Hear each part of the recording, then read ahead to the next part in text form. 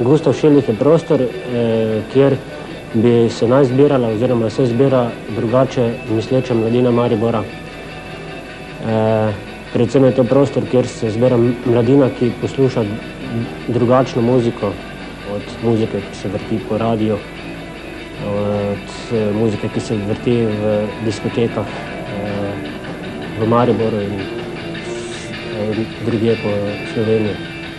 V njem bi naj nastopali bendi, ki sicer nimajo možnosti, da bi nastopali na večjih koncertih oziroma nasploh nimajo možnosti, da nastopajo.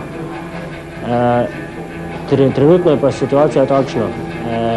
V klubu imamo občasno koncerte, občasno imamo disko, enkrat tedensko imamo jam session, kjer pač zberemo inštrumente, pridejo ljudje in igrajo karkoli pač hočejo.